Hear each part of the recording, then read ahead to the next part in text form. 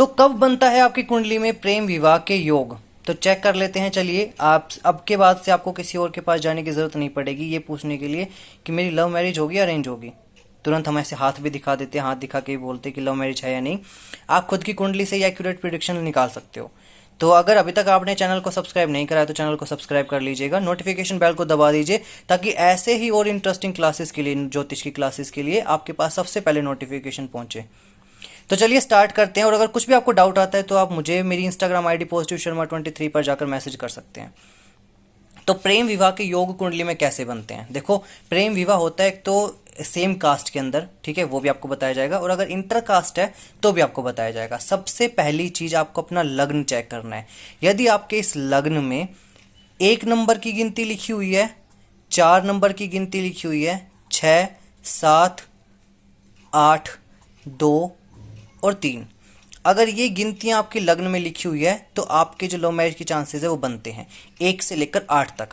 पहला टिक आप लगा लोगे कि पहला वाला चीज है जो वो क्लियर है, ठीक है। मैं आपको कुछ सूत्र बताऊंगा, तो अगर सारे टिक हो जाते हैं तो हाँ, चांसेस बन रहे हैं बहुत ज़्यादा। लेकिन अगर 1-2 ही बनते हैं तो फिर आपको और भी चीज़ आगे देखनी चाहिए, ठीक है। लग्नेश के हिसाब से हम देख सकते हैं कि लग्न में क्या क्या चीज़ें लिखी हुई है, लग्न में राशि के हिसाब से। दूसरी चीज़ हम क्या देखते हैं, 5वां जो हाउस है, क्योंकि 5th हाउस हमारा लव रिलेशनशिप का होता है और जो 7वां घर होता है वो हमारा शादी का होता है। यदि इन दोनों का आपस में संबंध बन रहा हो, 5th हाउस का यानी कि 5वें घर का स्वामी 7वें में बैठ जाए, या 7वें घर का स्वामी 5वें में बैठ जाए, या फिर 5वें और 7वें घर का स्वामी कुंडली में कहीं पे भी एक साथ में बैठे हो युति बना के, तो फिर आपके जो लव मैरिज के चांसेस है वो बनते हैं। दूसरा सप्तम और द्वादश का संबंध, ये 7वां घर और ये 12वां घर, यदि इन दोनों का भी आपस में संबंध बन जाए कि इसका स्वामी यहाँ पर बैठा है, इसका स्वामी यहाँ पर बैठा हुआ है, दोनों के स्वामी एक दूसरे की जगह पर बैठे हैं, एक दूसरे के साथ युति बनाकर बैठे हुए हैं, तो भी आप बोलोगे कि हाँ, ये चीज़ ट्रू है। 5वें का 5th हाउस और 7th हाउस, इन दोनों का संबंध, 7th हाउस और 12th हाउस, इन दोनों का संबंध। अब संबंध कैसे हो सकता है? जो भी यहाँ पर गिनतियां लिखी हुई है आपकी कुंडली में, तो उनका स्वामी आपको पता चली गया होगा। अब अभी तक आप इस लेक्चर में आए हो तो आपको ये निकालना आ ही गया होगा कि किस राशि का स्वामी कौन सा ग्रह होता है, ठीक है। 1 का होता है मंगल, 1 और 8 का मंगल होता है, 2 और 7 का होता है शुक्र, 3 और 6 का होता है बुध, 4 का होता है चंद्रमा, 5 का होता है सूर्य। फिर इसके बाद 9 गुरु ग्रह, 12 गुरु ग्रह, 10 और 11 शनि। राहु केतु किसी के भी मालिक नहीं होते, ठीक है। तो ये मैंने राशियाँ लिखी हुई है, राशियों के स्वामी भी मैंने साथ में लिख दिए हुए हैं। अगर आपको साथ में दिखते हैं युति बनाए हुए या फिर एक दूसरे के साथ, तो आप उस पर टिक लगा लोगे आगे, ठीक है। अब सप्तम का एकादश के साथ संबंध, ये 11th हाउस है, यहाँ पे मैंने 11 लिखा हुआ है, इसका मतलब ये 11वां घर है। 11 नंबर की राशि नहीं बोल रहा हूँ मैं, ध्यान दीजिएगा। 7वें का और 11वें का संबंध आपस में बन जाए तो लव मैरिज के चांसेस बनते हैं। अगर कुंडली में कहीं पे भी मंगल के साथ शुक्र बैठ जाए, या फिर कुंडली में कहीं पर भी चंद्रमा और शुक्र के साथ में मंगल बैठ जाए, यानी कि अगर ये युतियां बन जाए, जैसे कि मंगल के साथ शुक्र बैठ जाए, और अगर कुंडली में चंद्रमा और शुक्र एक साथ बैठा हुआ है, चंद्रमा के साथ मंगल बैठ जाए तो भी, शुक्र के साथ मंगल बैठ जाए तो भी, अगर ये युति बनती है या तीनों की एक साथ बन जाती है तो सोने पे सुहागा बन जाता है। तो आपके लव मैरिज के चांसेस होते हैं सेम कास्ट के अंदर। लेकिन अगर बात करूँ इंटरकास्ट मैरिज की, तो इंटरकास्ट मैरिज के अंदर आपको क्या चीज़ चेक कर लेनी होती है? आपको चेक करनी होती है आपकी कुंडली में बैठा हुआ मंगल ग्रह।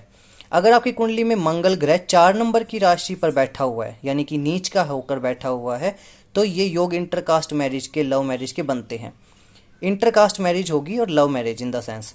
अगर शुक्र ग्रह है, शुक्र ग्रह बैठा हुआ है 6 नंबर की राशि में नीच का होके, तो ये योग बनता है। अगर कुंडली में चंद्रमा बैठा हुआ है 8 नंबर की गिनती में, जैसे कहीं पे भी कुंडली में देखोगे, अगर शुक्र मंगल जो है 4 नंबर की गिनती पे दिख जाए, शुक्र 6 नंबर की गिनती पे दिख जाए और चंद्रमा 8 नंबर की गिनती पे दिख जाए, तो इंटरकास्ट मैरिज, यानी कि अगर ये 3 ग्रह नीच के हो जाते हैं तो फिर आपकी इंटरकास्ट मैरिज होती है।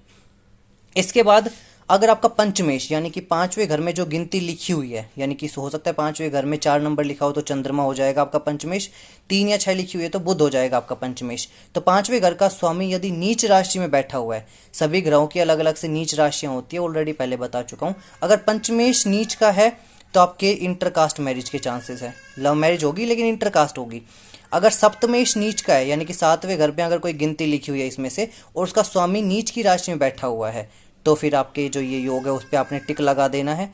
अगर एक लास्ट चीज और, सप्तमेश पर यानी कि या तो आपके सातवें घर के ऊपर राहु केतु की या फिर राहु और शनि की दृष्टि पड़ जाए, राहु और शनि इसको पूरी दृष्टि से देख ले सातवें घर को, या फिर सातवें घर के मालिक को, सप्तमेश को यदि राहु और शनि देख ले अपनी दृष्टि से, तो फिर क्या होता है, वो प्रभाव पड़ जाता है, इंटरकास्ट मैरिज के योग बन जाते हैं। तो आज के बाद से आप किसी भी पंडित से, किसी भी ज्योतिष से खुद नहीं ऐसे नहीं पूछोगे कि मेरे योग बन रहे हैं या नहीं, मेरी शादी होगी या नहीं, क्योंकि अब आपने खुद ही निकालना सीख लिया है। तो अगर आपके योग बन रहे हैं, और अगर योग बन रहे हैं तो फिर शादी कब होगी ये मैं ऑलरेडी पहले ही बता चुका हूँ कि आपका जो विवाह है वो कब होगा, कहाँ होगा, किसके साथ होगा, तो वो भी आप वीडियोस पहले लेक्चर चेक कर सकते हैं। अगर कुछ भी डाउट है इस लेक्चर से रिलेटेड तो आप मुझे जाकर मेरी इंस्टाग्राम आईडी पॉजिटिव शर्मा 23 पर जाकर मैसेज कर सकते हो, मैं वहाँ पर आपको ज़रूर मदद करूँगा। और अगर कुंडली का कंसल्टेशन चाहते हो तो आप मुझे ज़रूर वहाँ पर मैसेज कीजिए, अपनी डिटेल्स भेज दीजिएगा, मैं आपकी कुंडली का परामर्श आपको ज़रूर दूंगा। चैनल को सब्सक्राइब करके जाइएगा। फिर से मुलाकात होगी एक नए लेक्चर के अंदर, तब तक के लिए जय श्री राम, जय बजरंग बली।